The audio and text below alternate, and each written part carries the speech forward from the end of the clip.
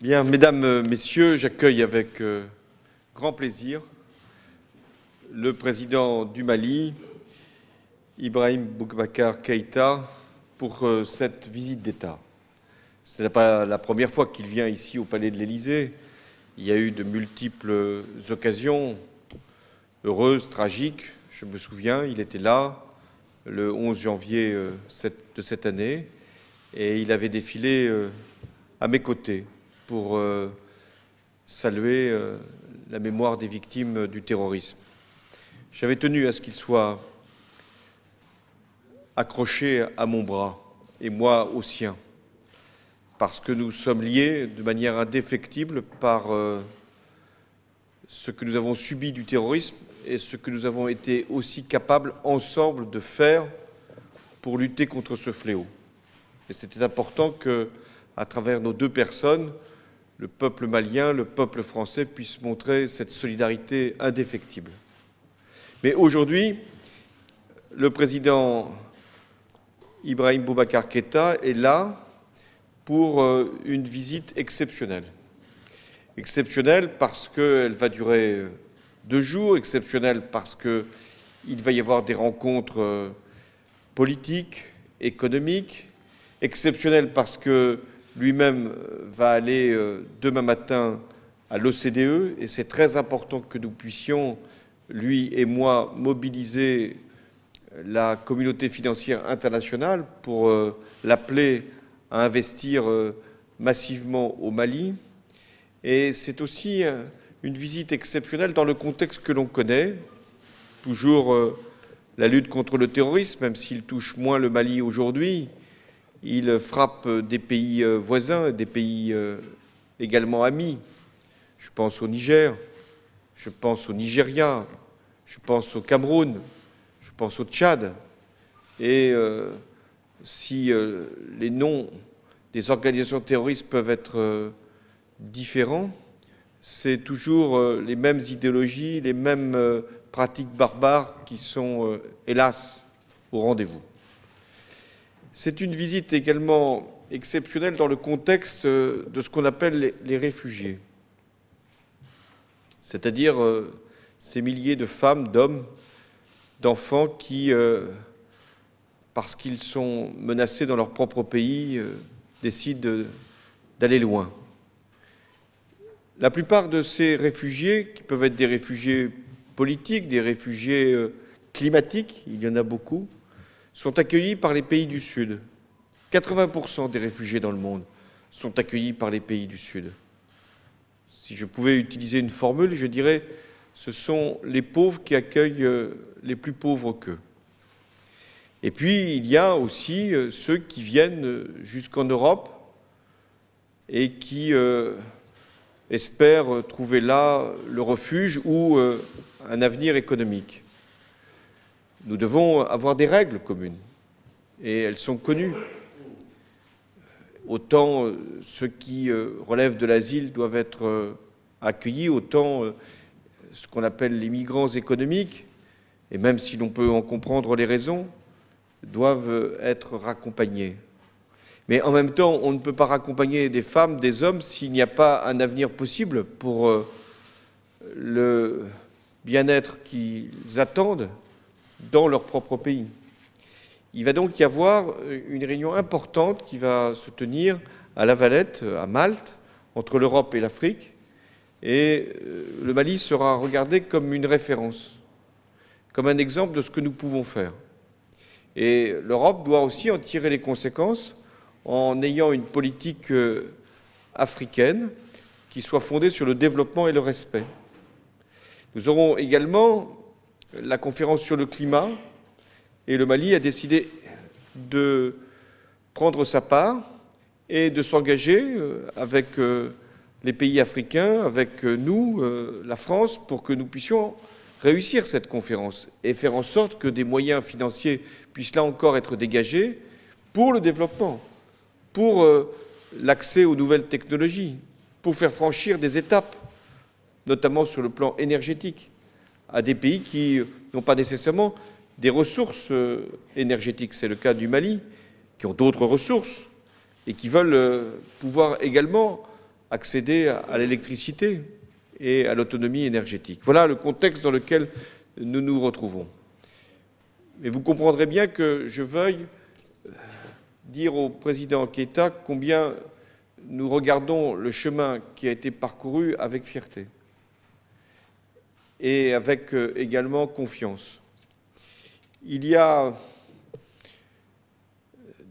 à peine 3 ans, je prenais la décision, au nom de la France, de faire intervenir nos forces au Mali. C'était le 11 janvier, comme quoi il y a des dates comme ça qui s'inscrivent dans l'histoire, le 11 janvier 2013. À ce moment-là, il fallait parer à l'urgence. L'urgence, c'était une action terroriste d'envergure qui voulait submerger l'ensemble du Mali. Nous avons, grâce à nos armées, pu, dans un premier temps, endiguer, dans un second temps, repousser, dans un troisième temps, renvoyer les terroristes. Il y en a encore, mais nous avons sécurisé le Mali. Mais cette étape-là, essentielle, si elle n'avait pas été suivie par d'autres, n'aurait été qu'une opération militaire. Il a fallu qu'il y ait une transition politique et d'abord des élections. Et le président Keïta est, si je puis dire, le produit de ce processus. Il a convaincu le peuple malien de lui faire confiance et j'étais moi-même présent à Bamako pour la cérémonie d'investiture. Mais il ne suffit pas d'avoir des autorités légitimes, un président élu pour qu'un pays connaisse la paix, la sécurité, le développement. Et il a fallu donc qu'il y ait toute l'obstination du président Keïta et que nous puissions aller, grâce à nos amis algériens qui ont accueilli les délégations, qu'il y ait cet accord de paix. Et aujourd'hui, il a été signé, il est respecté, et c'est très important que, par exemple, nous en parlions tous les deux, les écoles à Kidal puissent réouvrir après 3 ans de fermeture. Et je pense que le président Keïta, comme tous les Maliens, et notamment ceux qui vivent dans le Nord, ont dû voir à travers cette réouverture de l'école comme un symbole de la réussite. Mais nous devons également appuyer le développement économique du Mali, et c'est ce que cette visite d'État va permettre de faire. Et là encore, je pense que nous devons être exemplaires. Exemplaires parce que la France ne demande aucun privilège. Elle demande simplement à ses entreprises d'être les meilleures pour pouvoir offrir des produits, des services, des investissements qui puissent être utiles au Mali.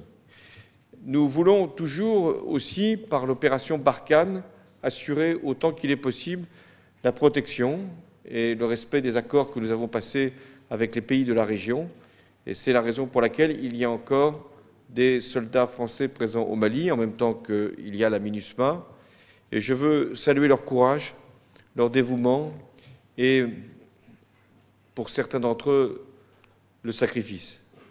Je pense au premier qui est mort pour l'intégrité du Mali, pour la paix, pour lutter contre le terrorisme, est mort pour la France, Damien Boiteux. Et en citant ce nom, je cite le nom de tous les soldats français qui sont morts, et je n'oublie pas les blessés. Encore récemment, il y a eu 3 soldats qui ont été blessés à la suite d'une mine qui avait été posée là et qui a explosé. Et ils sont aujourd'hui soignés, mais frappés douloureusement. Et là encore, j'exprime à leur famille toute notre solidarité. Donc la France sera toujours présente dès lors qu'il y a un risque, dès lors qu'il y a une résurgence du terrorisme, pour assurer la sécurité et la stabilité. Je n'oublie pas non plus les communautés françaises au Mali, maliennes ici en France. Et tout à l'heure, les 2 hymnes ont été joués sous l'Arc de Triomphe comme pour symboliser cette relation exceptionnelle. Voilà, mesdames et messieurs, ce que signifie cette visite, une visite importante, une visite même exceptionnelle, et qui traduit bien ce que pour ce qui me concerne, j'ai voulu faire.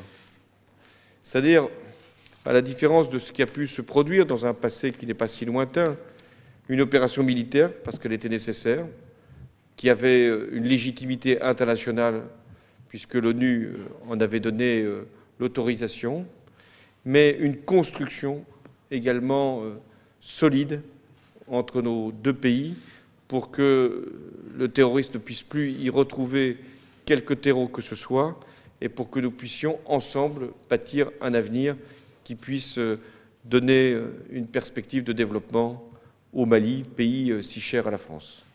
Monsieur le Président.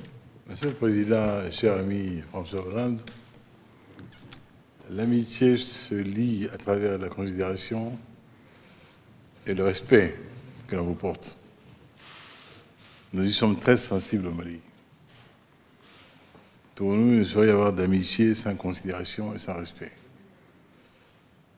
Ce que nous avons vu foulant le sol de ce pays ami hier, d'hier à aujourd'hui, et surtout ce matin, sous l'Arc de Triomphe dont nous savons la place et la symbolique dans le paysage français, nous ont rappelé qu'hier, nous fûmes ensemble, qu'aujourd'hui, plus que jamais, nous sommes ensemble. Vous avez rappelé les heures douloureuses vécues par mon pays. Et, Monsieur le Président, nous mesurons combien il vous aura fallu de courage politique, pour en ce jour de 11 janvier, où je me trouvais à Paris, tenir ce Conseil de défense, au terme duquel on m'a annoncé qu'il y aurait intervention au Mali. Et quel ouf de soulagement le soir, quant à Konna. Konna effrayé, Konna terrorisé, Konna hypnotisé par les phares allumés de ces centaines de pick-up à la lisière,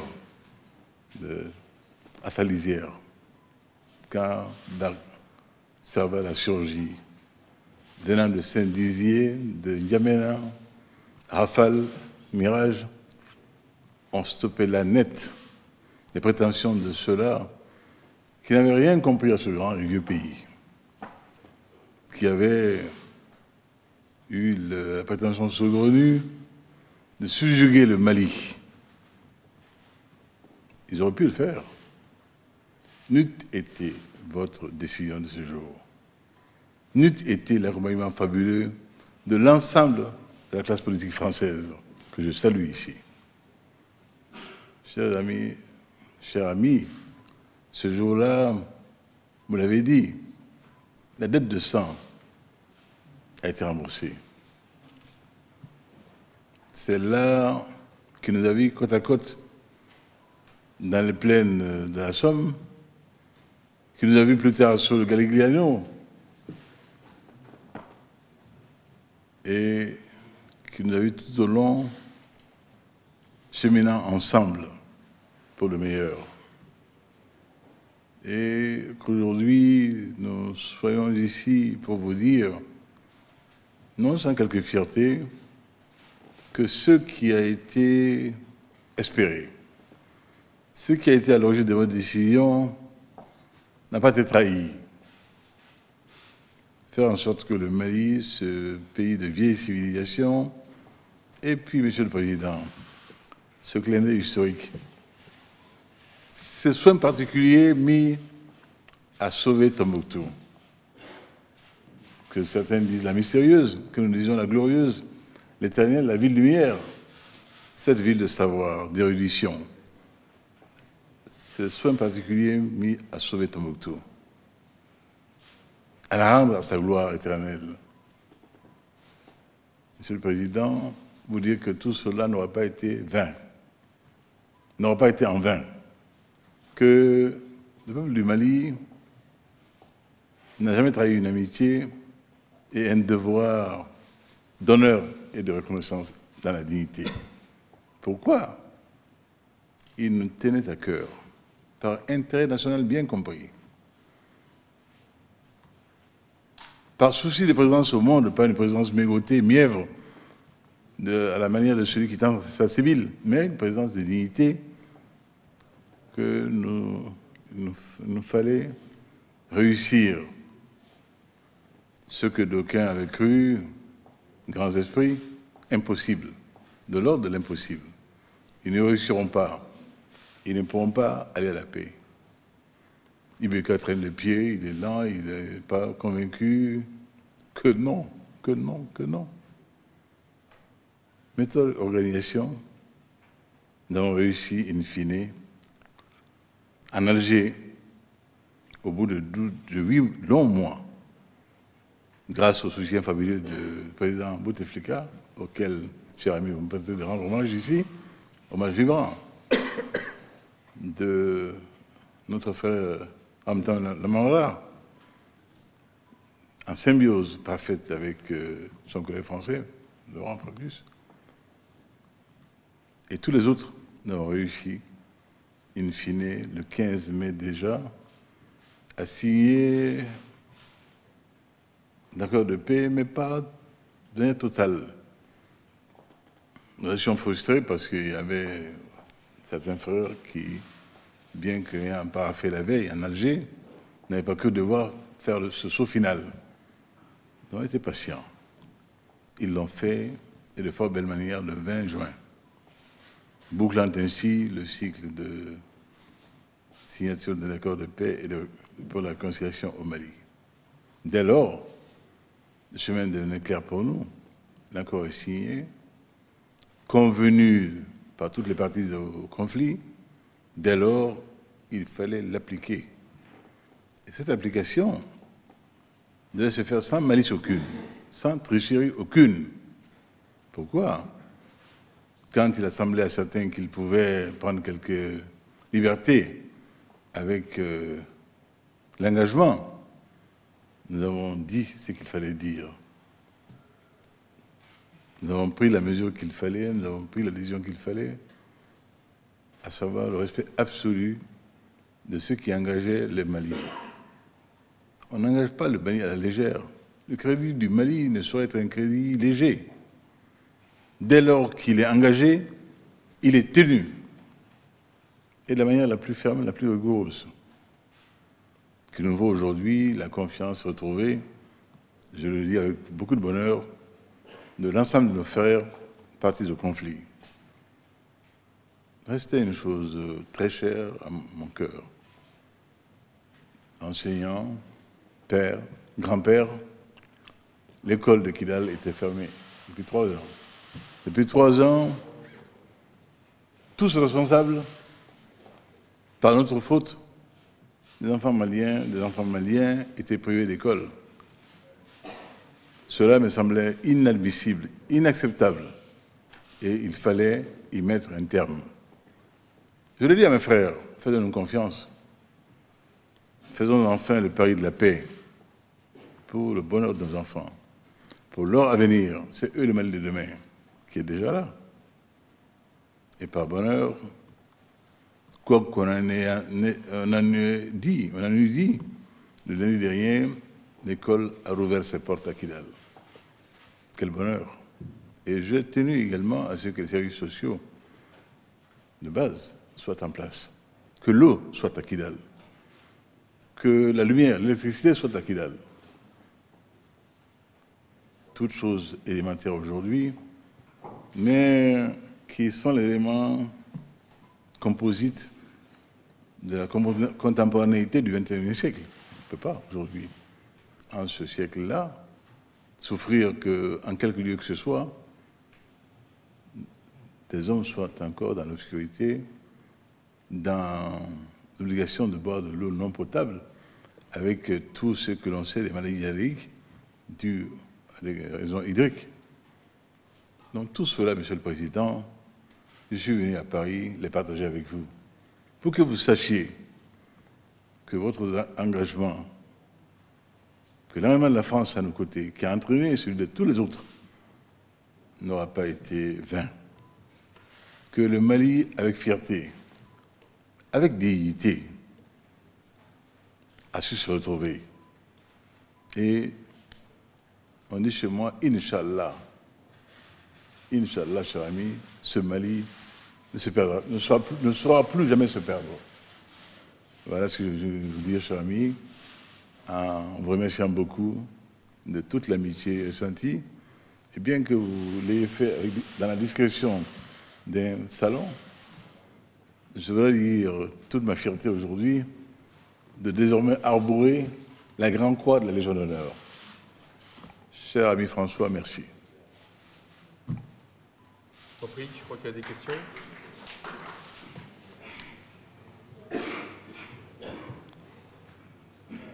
Saouti Aïdara, directeur du quotidien L'Indépendant au Mali. Le président François Hollande a déjà répondu en partie à la question que je lui destinais. Je vais la lui poser quand même en espérant qu'il apportera plus d'éclairage et de précision. La France, nous en convenons tous, a joué un rôle capital dans la sauvegarde de l'indépendance, de l'intégrité territoriale et on peut ajouter de la souveraineté du Mali. Par la suite, les relations entre les deux pays ont été traversées par des moments d'incompréhension, pour ne pas parler de péripéties douloureuses, au moins pour une partie de l'opinion malienne.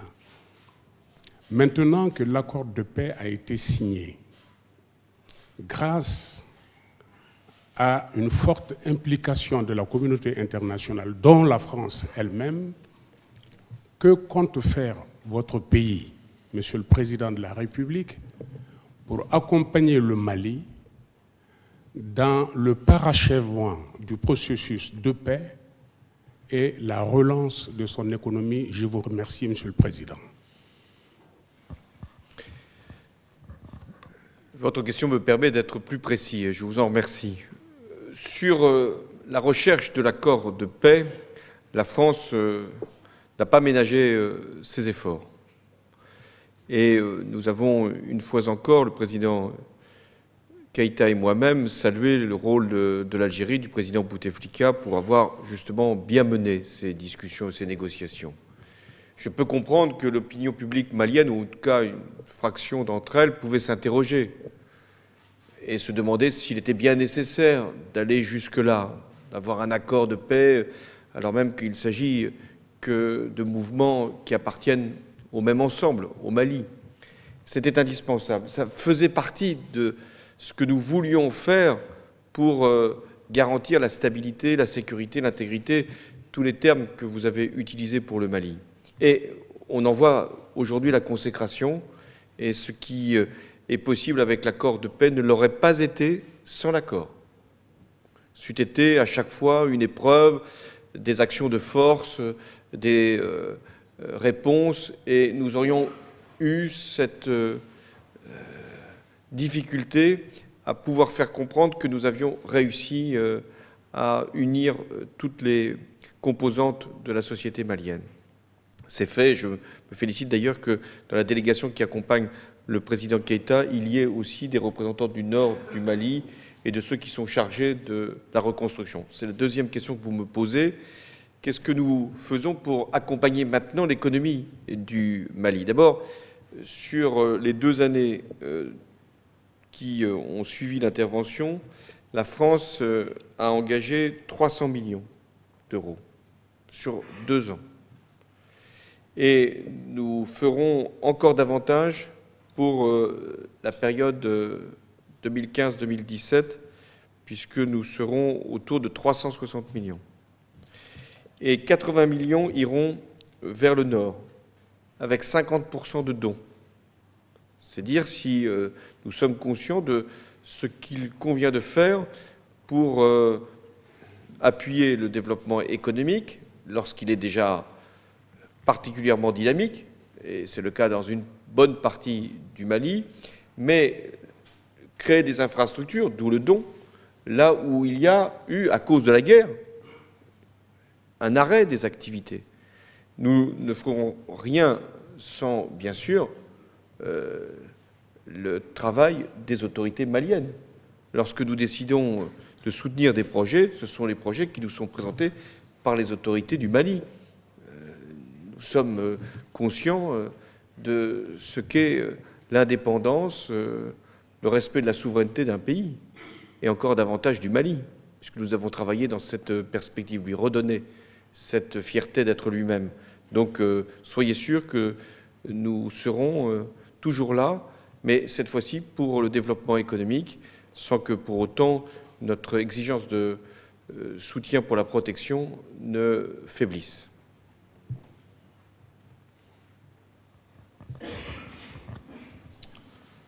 Boniface Vignon, journaliste à Radio France Internationale, au service Afrique. J'aurais une question pour le président Keïta et ensuite une question pour le président Hollande. Alors, ma question au président Keïta, vous avez été écouté de façon incidente par la justice française dans le cadre d'une enquête visant l'un de vos amis, l'homme d'affaires Michel Tomi, mis en examen pour 17 chefs d'inculpation, dont celui de corruption d'agents étrangers. Après donc les révélations de notre confrère Mediapart. Et vous avez déclaré, je l'ai toujours dit, on peut essayer de déstabiliser un homme, mais si cet homme a la foi, si cet homme a le soutien de ceux qui le connaissent et qui croient en lui, c'est peine perdue. Pensez-vous encore aujourd'hui, Monsieur le Président, que cette affaire a été ouverte pour vous déstabiliser? Et ensuite, l'avez-vous abordé avec le Président Hollande? Et ma question au Président Hollande, elle est toute simple. Elle concerne l'actualité au Congo-Brazzaville, un pays africain, frère du Mali. Le référendum, c'est dimanche prochain. Il y a une forte tension en ce moment à Brazzaville. Est-ce que le président Sassou a le droit de consulter son peuple? Et quel est le message que vous lui adressez, monsieur le président français? Voilà. Monsieur Boniface Vignon, vous êtes un grand journaliste. Vous avez posé une question à laquelle vous avez répondu. Je reste droit dans mes bottes. Ce monsieur dont vous avez parlé, vous a été présenté par un homme que je respecte, dont je respecte la mémoire également, le président Bongo. De ce jour à aujourd'hui, c'est ici entre nous une relation d'amitié et de fraternité. Au-delà de quelle relation, il n'y a jamais eu de relation d'affaires. M. Tomi a un casino à Bamako qui a été ouvert dans des conditions absolument claires, transparentes, vérifiables. Et Ibeka, que je sache, n'était pas pilote du Mali. J'ajoute également que vous pouvez vérifier, ce monsieur a beaucoup d'affaires en Afrique, mais au-delà du casino, il n'en a aucune au Mali. Et aucune sous Ibeka, bien évidemment. Je n'en dirai pas plus. Quelqu'un a dit que certaines choses doivent mourir de leur propre venin. Ces choses-là sont connues, celle que vous évoquez est de celle-là. Cet homme-là est connu par son peuple. Pensez-vous qu'au sortir d'une crise de 3 ans, s'il avait été celui-là que l'on essaie de noyer sous la souillure, aurait été plébiscité par le peuple malien, qui est un peuple qui sait les vertus de l'honneur et de la dignité, qui tient à l'intégrité de ses hommes d'État. Ibeka, président du Mali, depuis 2 ans, vit dans la maison de son père, et les Maliens le savent. Là aussi, il a dit des choses monstrueuses. Cette maison a été construite, dénier par moi et mon épouse, et par prêt bancaire vérifiable, traçable. Je mets quiconque au défi de dire le contraire. Dès lors, il est courant de dire chez nous que même le prophète n'a pas été à l'abri de la calomnie la plus odieuse. Qui suis-je, moi? Simple mortel. Je suis mon chemin, j'ai mon cap. Personne ne m'a fait dévier. Et j'ai le bonheur de compter sur l'estime de mes amis, dont certains, dès le lendemain de ce à quoi vous faites allusion, me l'ont dit avec la plus vive amitié. et je ne les citerai pas pour ne pas les gêner, dont certains, dès le lendemain à Bruxelles, se tenait une conférence France-Afrique. Et j'en ai été vivement soulagé.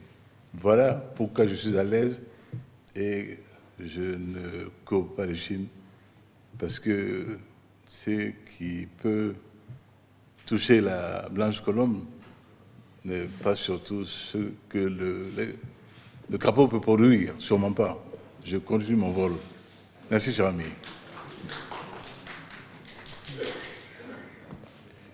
Et ça continue d'ailleurs. On a même essayé de saboter cette visite à Paris. Peine perdue. Peine perdue. Qui au Mali, digne de la qualité de Malien, n'est pas fier de ce qui a été réservé au Mali? Je l'ai dit, cher ami François, j'en suis le récipiendaire, mais c'est bien dans mon pays que vous avez fait l'honneur qui est rare en France ici, dans la hiérarchie des protocoles d'État. C'est au Mali que vous avez fait honneur. Votre ami Ibeka, de manière incidente. Voilà la réalité. Et je souffre qu'on n'aime pas Ibeka. Je ne souffre pas beaucoup qu'on n'aime pas le Mali. Voilà. Bien, monsieur, vous m'avez interrogé sur un autre pays que le Mali. Au Mali, il y a eu des élections. Elles ont donné le résultat que l'on sait, élections présidentielles, élections législatives. Et il y a des autorités. Le président Ibeka les représente. Il y a le gouvernement, il y a une assemblée. Et nous respectons les choix, toujours, des autorités légitimes. Et lorsqu'il se produit, et c'est arrivé, des coups d'État, comme au Burkina Faso, l'attitude de la France est toujours d'une très grande clarté, c'est-à-dire ne pas reconnaître les actes de force et appeler aux élections, toujours aux élections. Et d'ailleurs, répondant à une question que vous ne m'avez pas posée, au Burkina Faso, il doit y avoir des élections. Elles doivent se tenir dans le meilleur délai.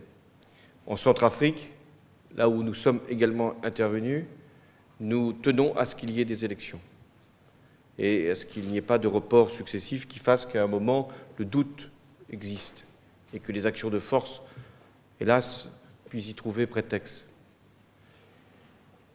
Sur le Congo, le président Sassou peut consulter son peuple, ça fait partie de son droit, et le peuple doit répondre. Ensuite, une fois que le peuple aura été consulté, ça vaut d'ailleurs pour tous les chefs d'État de la planète, il faut toujours veiller à rassembler et à respecter et à apaiser. Voilà ce que je peux vous dire sur cette question.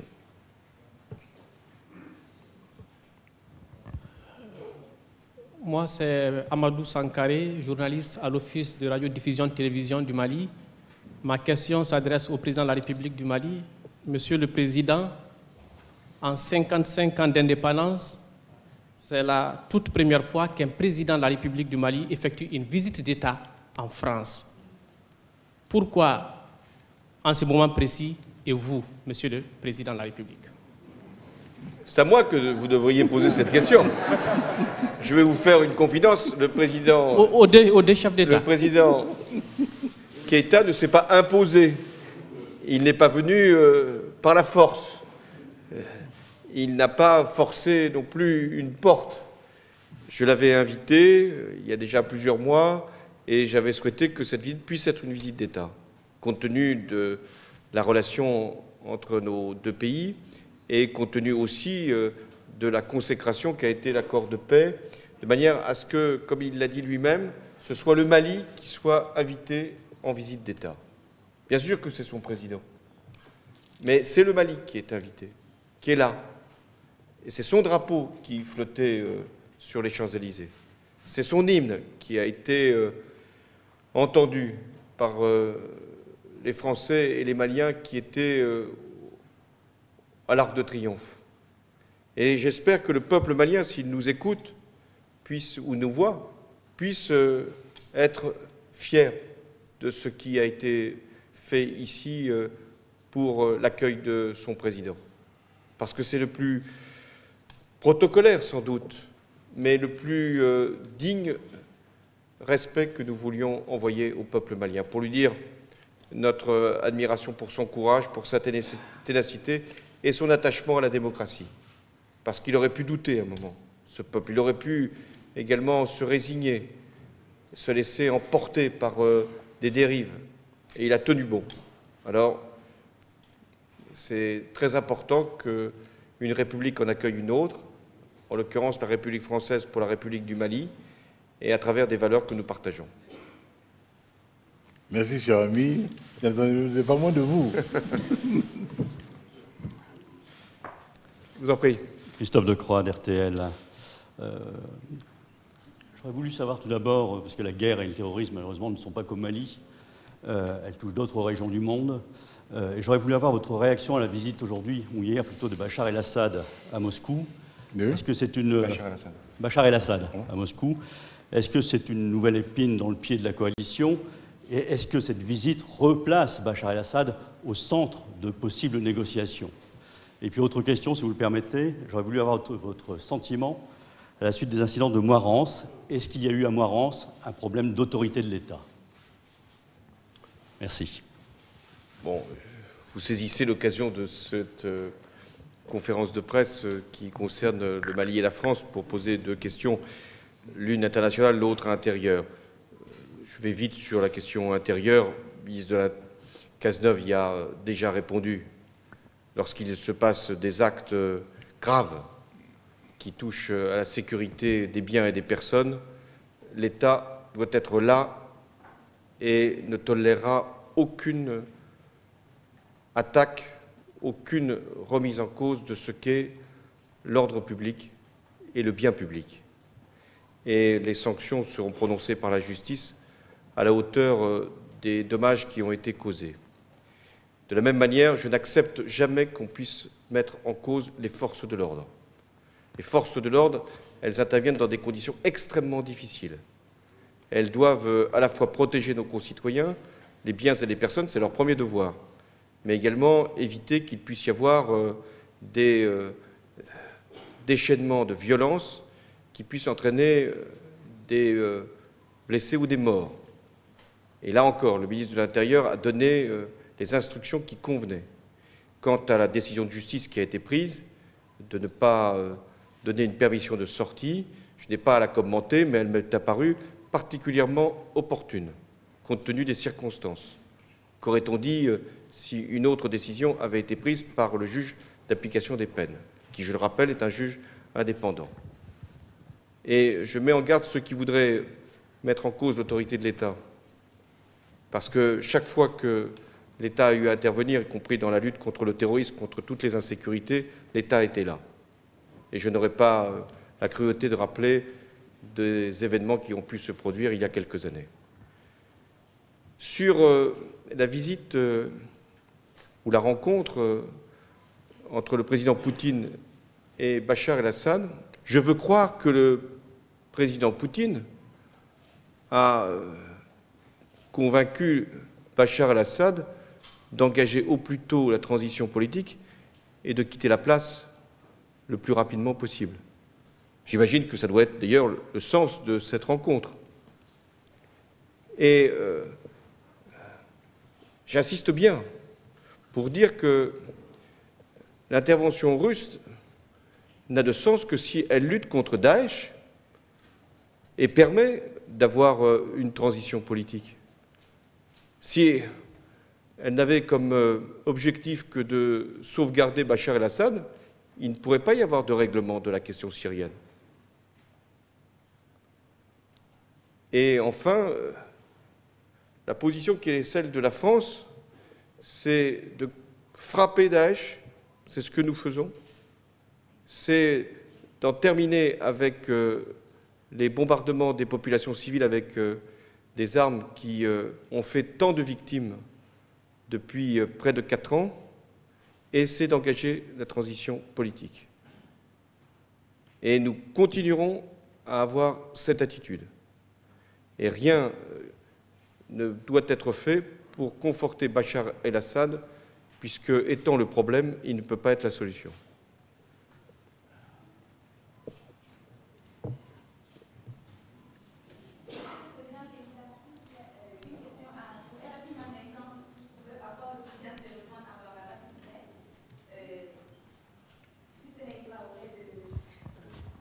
Penaï Traoré de RFI à Mandinkan, qui vient d'être lancé. Et à Miriala, Munde Bato, Malika de Mebarao, Moube Wardi, comme Malika Soroko Wigriwa, Munde Bato, Obina Ward de Malika Soroko, la Casoro Gelabi Malika, Azawad Kafanfe, Alini Djiadoussou Fanaka Fanfe. Ika, Ningeli Jalani, mais elle faut follow. Oye Ningani Misro. Ka RFI ke manangakana oye kunyumaye ya fo Francis na bandeme président on ya fo sidan Francis ni on ne be ben kula amago benina mais à ces années il n'a fallu de ça barake ayandeme Francis pas dama on ne va doira donc monsieur la même fille en quoi odudo bibina anga fo alhamdulillah rabbil alamin ala yimi no yanyi femba do de bi anambalmo amesi amekuma amekuto yontara o damu mbari mam so yi kuba de bulole ka mbla banga fola sisu man sisi le mi yema kodo nya fontala Aïe, ça m'a dit, si je m'en suis, il y a combien de c'est la fille qui a maintenant une émission en langue nationale mandinka. Elle m'a interrogé en langue mandinka. Je félicite RFI pour la diversité linguistique. Et c'est justement la mission de cette grande radio qui assure, là aussi en toute indépendance, l'information dans le monde entier. Et qui, justement, pour permettre à chacun de comprendre et d'accéder à cette information, de pouvoir utiliser toutes les langues possibles et d'avoir des journalistes qui ont cette qualité. Je félicite le président Ibeka pour les réponses qu'il a pu apporter dans cette langue, dont je n'ai pas encore tout à fait saisi exactement le contenu. Merci à vous. En tout cas, dorénavant, il ne sera pas dit que jamais le mandinka n'aurait été parlé en Élysée, grâce à vous. Et je le confirme que nous n'avons pas de traducteur encore aujourd'hui. Rattrapez le retard. Merci à vous. Encore une fois, merci beaucoup de me recevoir encore dans cette maison où je suis entré à l'âge de 13 ans. Je te l'ai expliqué. Le président René Coty m'avait invité à un goûter ici, dans cette maison-là. Et à l'époque, j'avais été accueilli, introduit par le secrétaire d'État à l'Éducation nationale, qui était notre père, Amadou Ndiko, et reçu en antichambre par le président Félix Houphouët-Boigny, qui m'a accompagné au président René Coty. Et Mme Coty nous a offert un très bon goûter dans cette maison, où je reviens 60 ans après. Merci François pour l'accueil.